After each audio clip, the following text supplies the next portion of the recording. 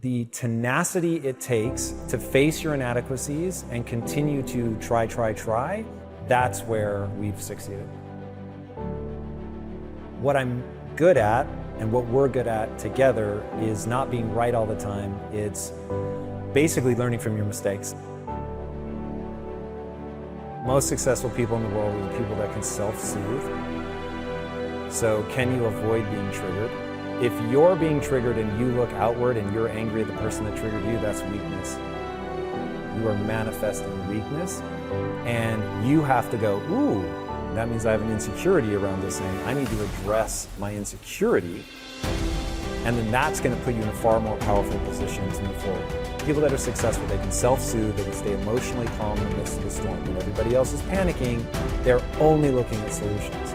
Most people can only see, these are the 152 ways that this could go wrong. No matter how outrageous, there is a way to pull this off. Stop telling me all the things that aren't going to work. Tell me the thing that is going to work. And successful people are about that. They are good decision makers. They are hyper resilient. They don't stop at failure. They don't get in their own way from an ego perspective. They're looking nakedly at their own inadequacies. And they've got enough confidence to get people going behind them. So if you can manage your emotions, if you've got the courage to fight through that storm, if you're not easy to knock off your pedestal, and you're humble enough to know that you're almost certainly making mistakes so that you know when to correct course, that's the recipe. The thing with excuses is sometimes they're very true, but it doesn't serve you. It doesn't serve your goal. So are you going to let it sit with you, or are you going to find a way around it? The key to me being driven is identifying what my passion is and my mission is. So if I don't have a passion and mission, then I don't have a drive.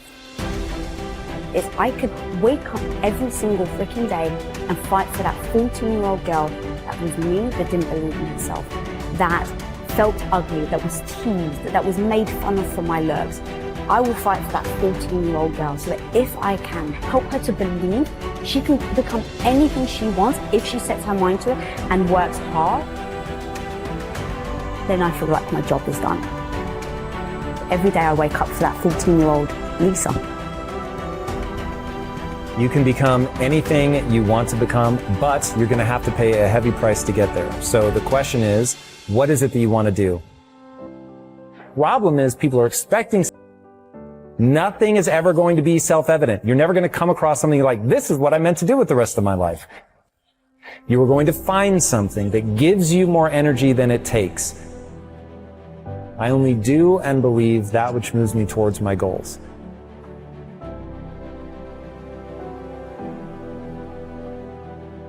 And so everybody in Impact Theory University, if you ask them, which I do frequently, what's the epitaph I want on my tombstone? It's you're having a biological experience.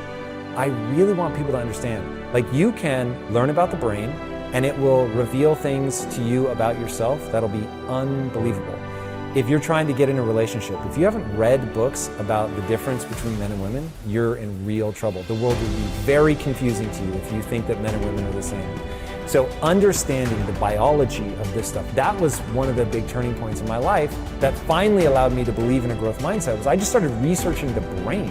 And it was like, oh, there's a saying called brain plasticity. Your brain actually changes no matter how old you are. Your brain changes. And I was like, okay, well, if that's true, then if I put time and energy into something, my brain will change, I'll get better at it, and that will improve my skills. And then another obsession of mine is to get people to understand skills have utility. You don't read a book to get an A on the test.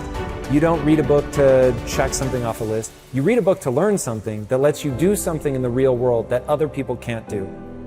And so Elon Musk has a great quote: you're paid in direct proportion to the difficulty of the problems you solve. So you're learning something so you can solve problems, hard problems, that other people can't solve. And so once you understand, oh, this is mechanical. My brain is designed a certain way. There's a certain path that I have to walk to gain skills. And then skills let me do something other people can't do. And by doing things other people can't do, I'm able to serve myself and the group. That's fulfillment. Fulfillment's the point. It is so mechanistic.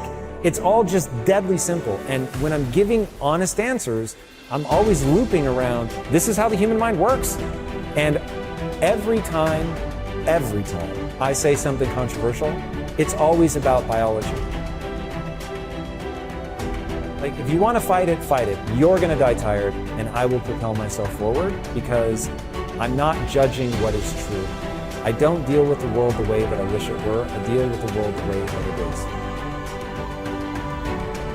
The thing with excuses is sometimes they're very true, but it doesn't serve you. It doesn't serve your goal. So are you going to let it sit with you, or are you going to find a way around it? So let's say a lot to reach your goal. So once we sit there and go, what is our goal? To build a studio as big as Disney. All right, before you even get started, we sit there and go, what? Like, no BS. Don't try and say like the things that we want it to be true. But actually, what is true, that what would need to be true in order for us to build a studio as big as Disney? And so we sat there and we said, okay, it's going to take us to put our own capital in. It's going to take us to work hard. What does work hard look like? Is it a certain amount of hours? Is it a certain amount of achievements where you put things into place and you make sure you're always incrementally working towards that? Is it that maybe you have to, that this is exactly what we did with Quest. It was, oh, we have to put the house on the line. And that was like the no BS, that's what it's going to take for us to go all in and build Quest Nutrition. And so once we sat there and said, okay, it's going to take us to put our house on the line, it's going to take me at the time to be the supportive wife to come in and help you out. It's going to take no vacations. It's going to mean you're going to need to take a third of your pay cut. Like, we literally sat down and wrote a laundry list of what it's going to take to start in Quest Nutrition. And once we had that list, we just looked at each other and we're like, all right, are we willing to do it? And when the answer is yes, now you just know what you're heading towards. You know the type of path that you're about to approach. And so there's no surprises. There's no all of a sudden him coming home and going, yeah, babe, so the business isn't doing well. And so, oh my God, I'm so sorry, but we lose our house, right? There's no surprise. We've established what we're going to do in order to go for that goal. And in that comes the sacrifices. What are you willing to sacrifice? What are the things that you're okay with putting aside for now? And a lot of that was my self-esteem, my ego of like, I didn't know what I was doing. So every day I'm struggling, I'm trying to figure something out, and I keep failing. But I knew that I had to learn in order to get to the goal that we wanted to get to. So I knew every day I had to get back up. And then the same with him, with the skill sets. What skill sets do I have to learn in order to get to the goal that we want to get to? And that comes with a lot of freaking sacrifices. I'm no longer going to value myself for being good, smart, right, worthy. I'm going to value myself entirely for figuring out what I need to get good at to achieve my goals, and then I'm just going to do that. And I'm going to do it knowing that success cannot be guaranteed.